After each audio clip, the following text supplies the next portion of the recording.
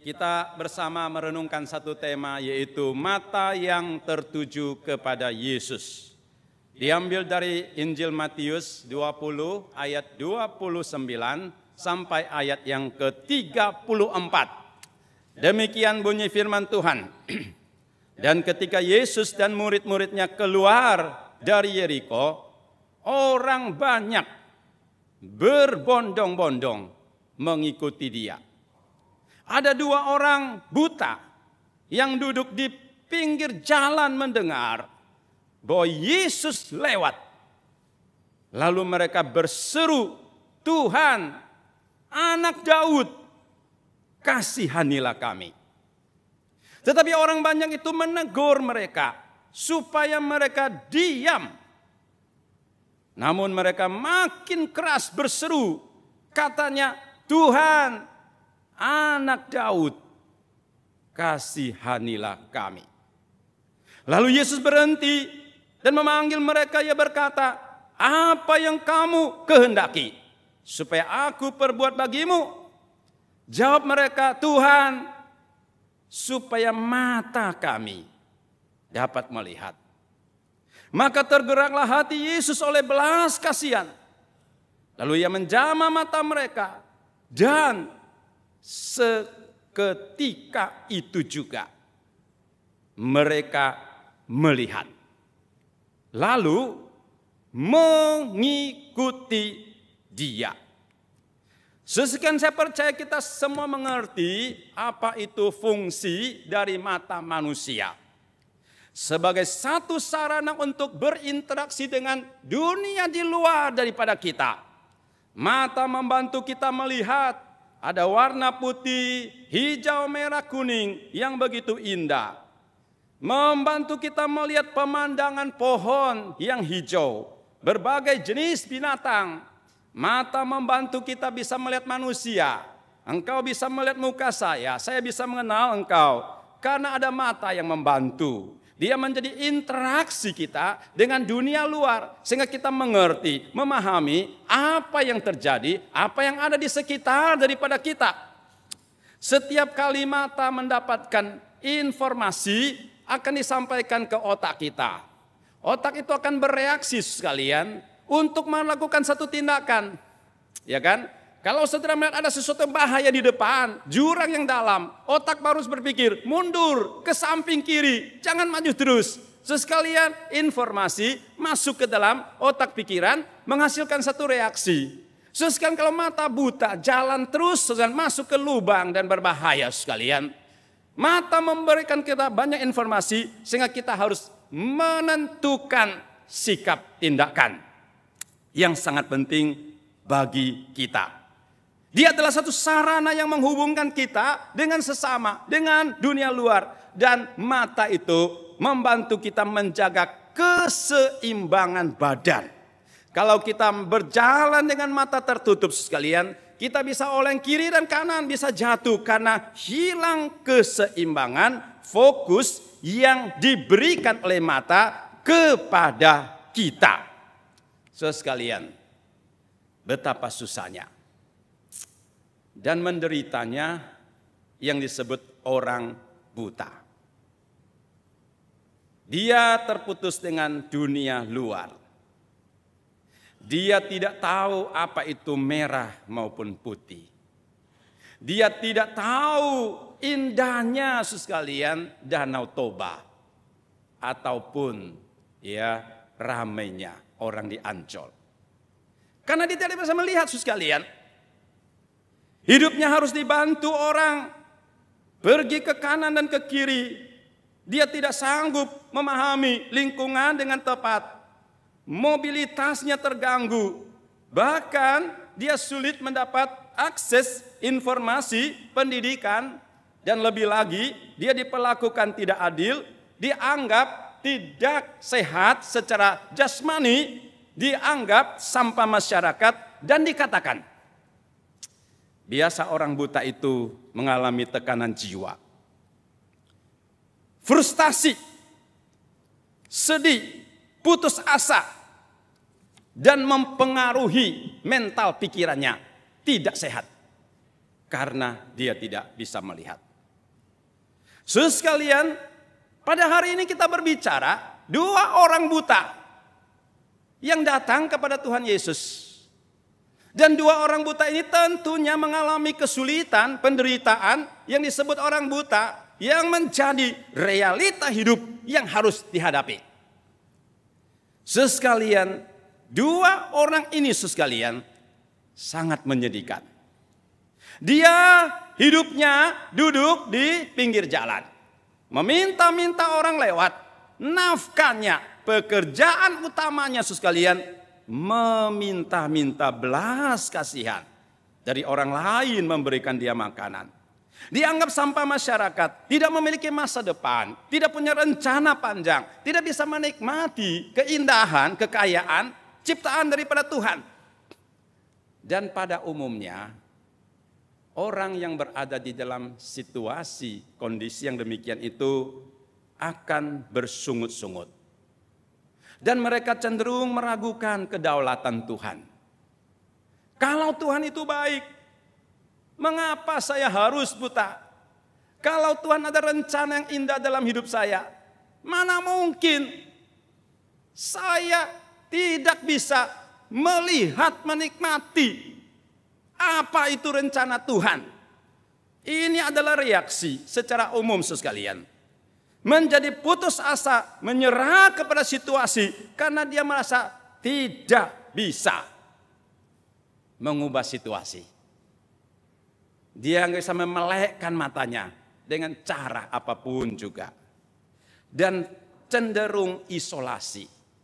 Menjauhkan diri dari Tuhan, menjauhkan diri dari sesama, antisosial, tidak menikmati kebersamaan. Karena dia cenderung merasa minder dan tidak berdaya dan sulit menerima realita. Mengapa saya harus buta? Apalagi dilahirkan secara buta. Tetapi ada istimewa dari 2 orang buta yang kita baca dari tadi. Bahkan mereka menjadi teladan iman, menjadi pahlawan rohani yang memberikan pelajaran yang berharga bagi kita. Ya, mereka buta, tetapi mereka tidak putus asa. Mereka datang berseru kepada Yesus. Mereka membangun iman harapannya di tengah-tengah penderitaan, kebutaan mereka. Di dalam kebutaan secara jasmani, jiwa rohaninya terbuka, memandang, tertuju kepada Yesus Kristus. Ini adalah tema kita hari ini. Turn your eyes upon Jesus. Biarlah matamu tertuju kepada Yesus. Adalah pelajaran yang luar biasa yang kita pelajari hari ini dari 2 orang buta. Kalau ini 2 orang sekalian bisa melihat, tidak ada sesuatu yang penting. Tetapi mereka buta. Mereka tetap punya semangat hati, jiwa yang tertuju kepada Yesus.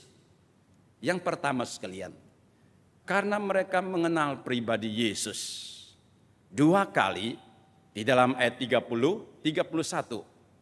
Dia mengatakan, Tuhan anak Daud, kasihanilah kami. Tuhan anak Daud, kasihanilah kami.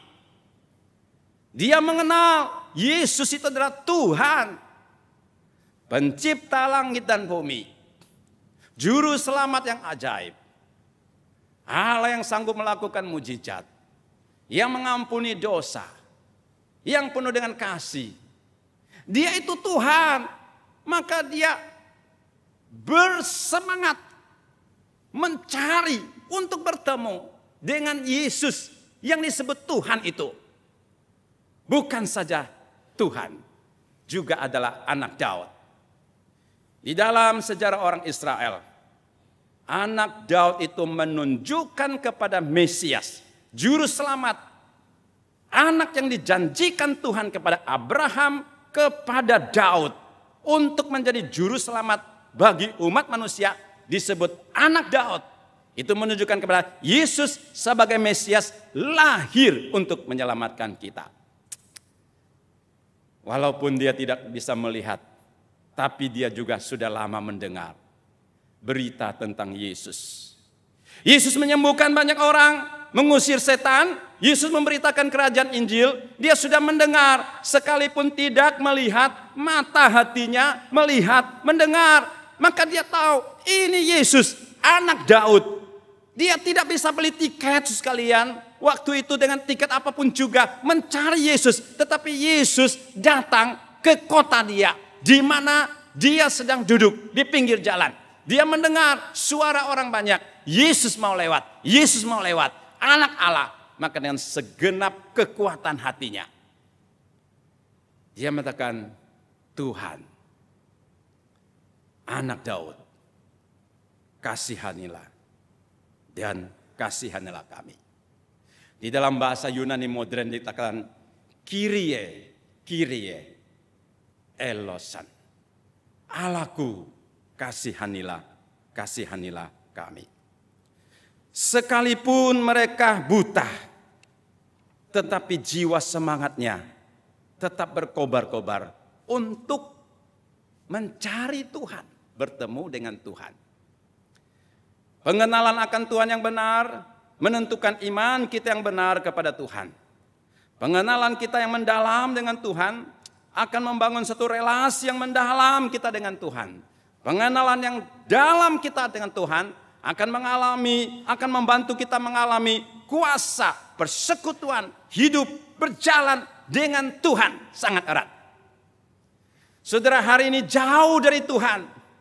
Saudara lebih dekat dan cinta dunia. Karena saudara kurang mengenal Kristus dengan sedalamnya. Sehingga tidak merindukan, tidak mencintai dia. Tetapi kalau saudara semakin merindukan, semakin mengenal dia, sudah akan semakin merindukan dia, semakin berusaha hidup dekat, berjalan dengan Tuhan. Ini adalah satu prinsip rohani yang sangat-sangat penting. Saudara sekalian, Alkitab dengan berbagai cara berulang-ulang memperkenalkan Tuhan Yesus kepada kita. Bahkan dia memperkenalkan isi hati Yesus kepada kita. Yesus memiliki hati yang mau menyembuhkan orang. Sehingga dia menyembuhkan orang buta, dia menyembuhkan orang kusta. Yesus mempunyai hati menerima kita apa adanya. Sehingga Yesus bertemu dengan perempuan Samaria di pinggir sumur yang karakternya tidak baik. Yesus menerima apa adanya dia, berbicara, memberikan keselamatan kepada dia. Yesus peduli kepada kita. Di dalam kehidupan di dunia, dia melihat banyak orang susah, menderita, kehilangan anak. Dia mencintai, dia peduli. Dan juga Yesus mempunyai hati yang mau membimbing kita, mau menegur kalau kita ada salah. Maka di dalam Alkitab ada catatan yang sangat keras. Yesus menegur orang-orang Farisi.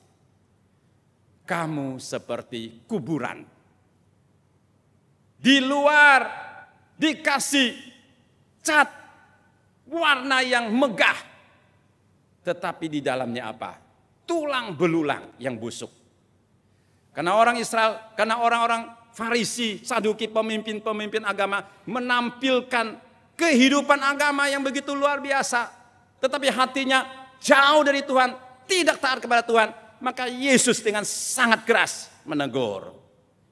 Yesus punya hati menjangkau jiwa-jiwa yang belum diselamatkan. Oleh karena itu orang Kanaan yang disebut orang kafir datang kepadanya, Yesus menerima, menyelamatkannya. Yesus memulihkan mata orang buta, menghibur ayah yang anaknya hampir mati yang bernama Yairus. Dia mengubah hidup orang pemungut cukai dijadikan murid.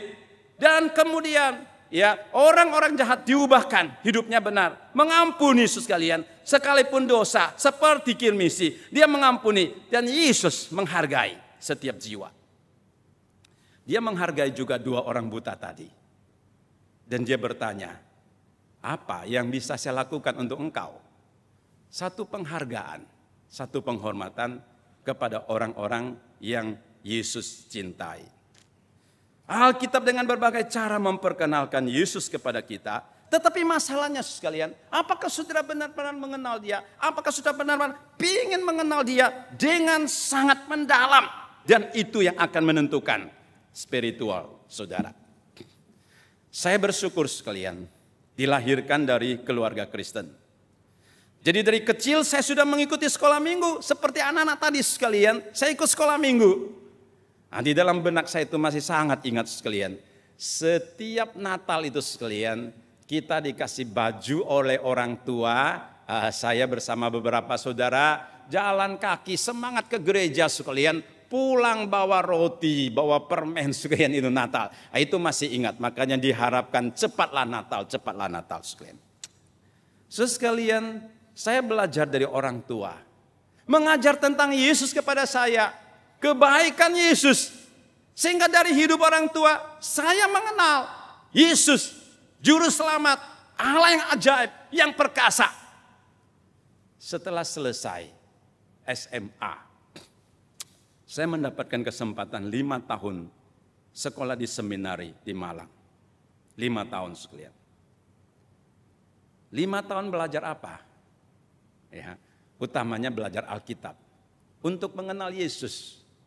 Dari kecil sudah mengenal. 5 tahun mengenal. Hampir 30 tahun melayani. Setiap hari saya masih belajar mengenal Yesus. Semakin mengenal Dia, semakin melihat kekayaan, keindahan, kekuasaan daripada Yesus. Yang mengakibatkan kita bisa semakin percaya. Dan mata itu tertuju kepada Yesus. Bagaimana hidup saudara sekalian? Apakah sungguh mengenal Dia? Dan matamu tertuju kepada Dia di dalam setiap aspek kehidupan kamu. Yang kedua sekalian, mata yang tertuju kepada Yesus menunjukkan kepada orang tidak putus asa sekalipun di dalam penderitaan. Sekalian, 2 orang buta itu berkata, Tuhan anak Daud, kasihanilah kami. Di tengah-tengah penderitaan, dia tidak putus asa. Dia tidak mengatakan, saya tidak mau, tidak perlu bertemu dengan Yesus. Untuk apa? Kita buta, percuma bertemu dengan Yesus. Sekalian, dia tidak patah semangat, tetapi punya semangat, kekuatan yang luar biasa. Dan mencari Yesus, anak Daud, kasihanilah kami. Ini adalah satu cetusan, isi hati yang paling sungguh dan paling dalam. Kasihanilah kami. Seperti waktu orang Israel. Di dalam tekanan orang Mesir. Anak sulung laki-laki pertama lahir. Disembelih, dimatikan sekalian. Mereka kerja rodi. Buat jalan panjang. Tidak dikasih bahan. Mereka ditindas. Di dalam penindasan itu mereka berseru. Tuhan, Tuhan, kasihanilah kami. Itu adalah seruan yang sama. Raja Daud sebelum dia menjadi raja dikejar-kejar musuh. Hidupnya di ujung tombak. Dia harus lari ke berbagai tempat, ke gua, ke padang. Di dalam situasi yang demikian dia berkata, Tuhan, kasihanilah aku. Demikian juga ucapan daripada 2 orang ini. Tuhan, kasihanilah kami. Merupakan cetusan hati daripada orang itu. Di tengah-tengah penderitaan. Dia tidak berputus asa di dalam penderitaan. Tetapi dia melihat di balik penderitaan masih ada anugerah. Di balik daripada penderitaan masih ada belas kasihan Tuhan yang biasa dia dapatkan. Maka dia mencari kepada Yesus. Sekalipun dia ditegur oleh orang banyak. Mungkin dia dimarahi oleh orang-orang yang mengelilingi Yesus. Kamu buat bising, buat kacau. Diam, jangan berbicara, tutup mulut, saya lakban mulutnya. Mungkin ada orang berkata begitu. Tetapi itu tidak membungkamkan isi hatinya. Dia tetap berseru, semakin keras berseru. Tuhan, kasihanilah kami. Di tengah-tengah penderitaan, dia tidak putus asa. Saudara sekalian, realita hidup memberitahukan bahwa dunia ini adalah satu panggung sejarah yang banyak duka dan air mata. Dua orang ini ada penderitaan, iya. Sekarang saudara sekalian, dunia juga penuh masalah. Kita tidak terlepas dari kesulitan, bahkan penderitaan juga. Sebagai orang-orang percaya Tuhan, kita dipanggil percaya juga untuk menderita bagi Tuhan, menderita bagi Injil Tuhan. Tetapi saudara sekalian, penderitaan itu jangan memisahkan kita dari Tuhan. Realita hidup yang sulit jangan membuat kita jauh Tuhan, ragu Tuhan, putus asa. Dan kita harus percaya, sekalipun penderitaan, itu ada maknanya. Ada berbagai manfaat penting di dalam penderitaan yang kita hadapi, saudara sekalian. Satu, menguatkan iman kita. Penderitaan dapat menguatkan iman kepercayaan kita kepada Tuhan, serta membantu orang percaya lebih bergantung kepada Tuhan. Saudara terlalu nyaman segala ada, saudara lupa Tuhan. Tetapi Tuhan kirimkan kesulitan. Seperti jemaat mula-mula. Diusir daripada Yerusalem. Sehingga mereka bersandar kepada Tuhan. Penderitaan itu membangun karakter kita, saudara sekalian. Membangun karakter yang menjadi sabar, penuh kasih, menaruh harapan yang sebelumnya kita begitu sombong dan angkuh. Penderitaan mengingatkan bahwa kita manusia itu sangat terbatas. Di dalam keterbatasan kita butuh Tuhan. Mendorong hati kita bersandar percaya kepada Tuhan. Karena kita meyakini Tuhan ada pertolongan. Kita tidak berdaya, kita tidak sanggup. Dan penderitaan itu bisa menghasilkan buah rohani. Penderitaan itu bisa menghasilkan kesabaran, ketekunan, kasih, pengharapan, kerendahan hati. Yang tidak bisa kita produk dengan ilmu dan hikmat manusia. Enggak bisa. Semakin orang kaya, semakin orang berhikmat. Kadang-kadang semakin sombong, mengandalkan diri. Tetapi penderitaan, saudara sekalian, membawa kita masuk ke dalam satu jalur kerendahan hati. Mengakibatkan kita mengenal diri, mengenal Allah yang besar, percaya kepada Dia. Dan penderitaan mengembangkan sikap empati. Saudara pernah menderita, saudara melihat orang menderita, saudara akan tergugah hatinya. Sudah akan peduli, mengulurkan tangan karena sudah pernah melewati jalan yang sulit, jalan yang susah itu. Seorang perempuan yang bernama Joni Eareckson Tada. Dia adalah seorang atlet jago renang.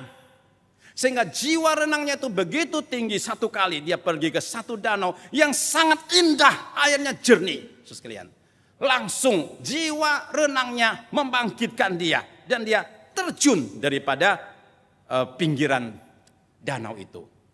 Rupanya saudara sekalian, itu danaunya itu dangkal atau ada batu yang besar di bawahnya. Hanya dalam waktu 1-2 menit kepalanya terbentur batu dan seluruh badannya lumpuh. Dia harus gotong pulang ke rumah. Di lehernya harus disanggah dengan besi, harus pakai infus, kaki tangannya harus ditopang dan terbaring di ranjang. Teman-teman datang mengunjungi dia sambil menangis dan melihat kondisi yang sangat sulit. Joni, temannya ini. Dia pun merasa kecewa. Mengapa harus mengalami satu penderitaan, celaka yang begitu besar? Sulit mengerti, menerima. Tetapi ada satu teman yang memberitahukan kepada dia bahwa penderitaan yang kamu alami itu membantu kamu untuk mengerti penderitaan Kristus untuk kamu. Dia jadi kaget. Saudara, kapan saudara berpikir penderitaan Kristus yang begitu besar itu bagi kita? Seringkali kita anggap itu satu peristiwa kecil berlalu begitu saja. Tetapi sebenarnya di atas kayu salib, Yesus menanggung penderitaan yang begitu luar biasa. Dan John Piper itu mengatakan, Tuhan mengizinkan penderitaan terjadi di atas umatnya dan hambanya, supaya kita memahami kebesaran anugerah dan kemuliaan penderitaan Kristus. Dan orang ini menjadi sadar, saya bisa mengalami semua penderitaan ini, supaya saya bisa lebih mengerti makna salib. Sekarang kadang kita melihat salib hanya sekilas lewat saja. Tetapi di dalamnya ada makna penderitaan yang luar biasa yang seringkali kita tidak pahami. Dan melalui penderitaan itu, dia memahami Kristus pernah menderita juga. Sehingga dia mengasihi Kristus, melayani Tuhan, mempersembahkan diri, menjadi konselor, menjadi pembicara untuk banyak orang lain. Saudara sekalian, di balik penderitaan ada hikmat yang begitu luar biasa. Terakhir, mata yang tertuju kepada Yesus adalah mata yang mempengaruhi hidup sehingga terus mengalami transformasi dan diubahkan, ditransformasikan oleh Tuhan. Ayat 34 mengatakan, maka tergeraklah hati Yesus oleh belas kasihan. Lalu ia menjamah mata dua orang itu. Dan seketika itu juga mereka melihat. Lalu apa? Mengikuti Tuhan. Atau mengikuti Yesus. Dua orang buta itu mengalami transformasi perubahan hidup secara fisik. Dia menjadi dapat melihat keajaiban luar biasa. Dia baru tahu apa itu merah dan apa itu hijau. Dia baru bisa melihat temannya. Dia baru bisa melihat keindahan dunia. Dia baru bisa melihat lingkungan itu apa adanya. Karena dia sudah bisa melihat. Satu perubahan fisik yang tidak pernah dia pikirkan dan bayangkan. Dan sekarang terjadi di dalam dirinya. Itu adalah mujizat dan kasih Tuhan kepada setiap orang yang mau berseru kepadanya. Kasihanilah, kasihanilah, kasihanilah kami. Tapi tidak hanya sekalian perubahan secara fisik. Juga ada perubahan rohani, juga ada perubahan karakter. Karena Alkitab mengatakan dia lalu mengikuti Yesus. Dia mengikuti Yesus, menjadi murid Yesus. Saudara sekalian, mengikuti Yesus itu artinya belajar dari Yesus. Belajar dari semua yang diajarkan oleh Yesus. Bukankah di dalam 4 Injil Yesus memberikan berbagai-bagai pengajaran yang sangat amat penting. Kasihilah musuhmu, ampuni mereka yang menganiaya kamu. Hendaklah kamu mencari kerajaan Allah, kebenarannya. Hendaklah engkau berpuasa, hendaklah engkau menghormati orang tuamu. Dan berbagai hal Yesus ajarkan. Waktu kita mengikuti Yesus, itu adalah belajar apa yang diajarkan. Dan apa yang diajarkan itu sekalian adalah satu standar hidup yang terus meluruskan hidup kita yang bengkok. Saudara, seringkali kita tidak mengerti apa itu kebenaran. Kita tidak sanggup melakukan kebenaran. Tapi Yesus memberitahukan kebenaran, kekudusan yang menuntun, mengarahkan hati dan pikiran kita. Saudara, semakin belajar dari Yesus, saudara akan semakin mengenal kebenaran. Karena saudara bersentuhan dengan kebenaran. Dan kebenaran akan meluruskan hati jiwamu. Yang menjadikan engkau hidup benar. Engkau hidup benar bukan karena hikmat kekuatan semata. Tetapi karena firman yang menuntun. Mengikuti Yesus, belajar dari apa yang Yesus sampaikan. Bukan saja belajar tentang pengajarannya, teachingnya. Tetapi juga belajar dari hidupnya. Karakter Yesus. Bagaimana Yesus menjadi manusia. Kebenaran mengambil wujud manusia. Dihidupkan di dalam Kristus. Maka kalau kita mau hidup di dalam kebenaran, ikutilah caranya Yesus hidup. ikutilah karakternya, sikap pelayanannya. Sehingga terus dibentuk menjadi pribadi yang serupa dengan Kristus. Oleh karena itu kita percaya dua orang ini tidak hanya mengalami transformasi secara fisik, mata bisa melihat, tetapi juga mengalami transformasi secara rohani, iman, hidupnya diubahkan oleh Tuhan karena dia mengikuti Yesus. Sudah, saya berharap kita semua juga mengikuti Yesus dengan segenap hati. Belajar dari apa yang Yesus sampaikan. Belajar dari karakter Yesus. Belajar daripada hidup Yesus yang menjadikan saudara berbeda dengan dunia ini. Mari kita melatih mata kita. Mata iman, mata rohani, mata fisik kita tertuju kepada Yesus. Karena di dalam lingkungan kehidupan kita pada hari ini tidaklah gampang. Saudara sekalian, saya belajar dari beberapa data pemerintah bagaimana keadaan masyarakat sosial Jakarta dan Indonesia. Saudara sekalian, kita menghadapi berbagai tantangan pergumulan hidup. Saudara sekalian, di Jakarta, di Indonesia seringkali ada bencana, baik itu gempa, banjir, gunung berapi yang seringkali menjadi beban tantangan yang harus kita hadapi. Kedua, negara kita sedang menghadapi masalah korupsi yang sangat serius di berbagai bidang yang mengakibatkan sendi-sendi ekonomi menjadi retak dan tidak sehat. Kemiskinan di mana-mana masih banyak orang hidup di bawah garis miskin, menderita kurang makan minum. Narkoba ancaman bagi generasi baru. Orang yang tercandu oleh narkoba itu sangat sulit melepaskan diri dari ancaman ini. Pengangguran yang tinggi, masalah kenakalan remaja, masalah keluarga yang sangat besar, dan juga penyakit menular. Banyak penyakit yang ada di dalam negara ini. Kondisi kesehatan yang buruk di masyarakat. Saudara sekalian, inilah dunia kita. Tantangan yang harus kita hadapi. Saya tidak tahu apa yang sedang saudara hadapi. Mungkin masalah ekonomi, tantangan pekerjaan masa depan.